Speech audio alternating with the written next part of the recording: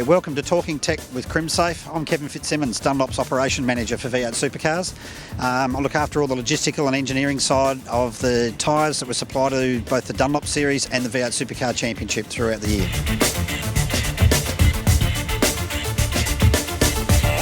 So today we're talking tyres. So they're the one thing that connect you to the road. You can have the most horsepower, the best handling car, the best driver, but without these little babies, you can be in a bit of trouble if you don't get it right. So we have the situation where we've got the 18-inch tyre now for the Car of the Future project that was developed over the last 2 years. We've done about 7,500 kilometres of testing on this tyre, and this is the 18-inch soft tyre that we use. We also have the hard tyre and the wet weather tyre, so the three do the entire championship. This is a tyre section of the old 17-inch tyre. If we lay it over the top of the 18, you can see only 12.5 millimetres difference, so that's your 1 inch difference between the 17-inch and the 18-inch. Not a great deal in it. Very, very thin, only 4 millimetres of tread on the tyre right from the word go. So the teams come along and measure the tyres early on the weekend, and they keep a bit of an idea on how their chassis setup's going and everything else on the tread wear. We identify the tyres uniquely with a barcode system.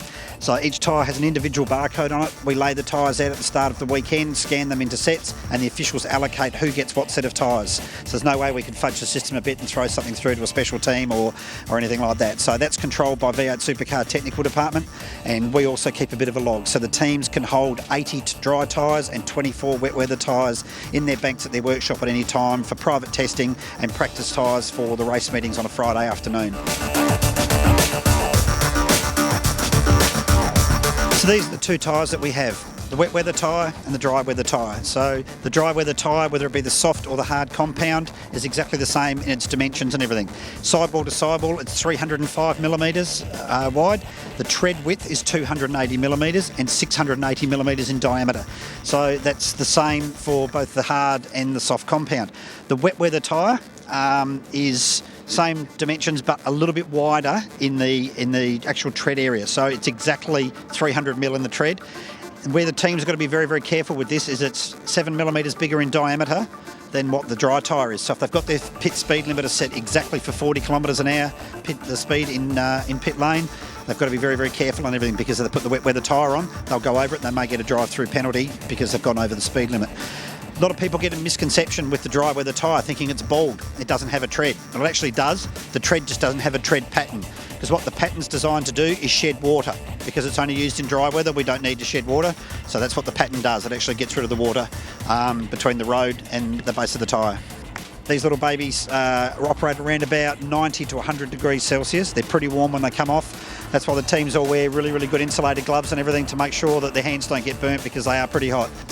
Teams record all sorts of different information off the tyre. So they use the barcode to know where the tyre was allocated, exactly what position it was used on the car, the mileage, and they just keep a bit of an idea of what's going on there. But they also use these little holes that are in the tread, and that's to measure the tread depth. Because we don't have a tread pattern on the dry tyre, these little holes can indicate how much tread's actually worn off it during a practice session or a race, and then they can actually work out whether they may have too much camber on, how they're going pressure-wise. If the tyre's a little bit overinflated, it may wear in the centre a bit more, and they can just adjust things from that. Because we have a slow pit speed limit nowadays with 40 kilometres an hour, it's very difficult to gauge off temperature. So we use the little tread depth holes to measure what's going on with the tyre while it's out on the racetrack. And of course, nowadays we're all chasing fuel economy, no different to your road car. Pump the tyres up, your fuel economy's better. So it's a bit of a catch-22. So my general message to the guys is to try and keep the camber off, keep the tyres pumped up so the structural integrity of the tyre keeps it nice and strong and safe, and everyone's happy.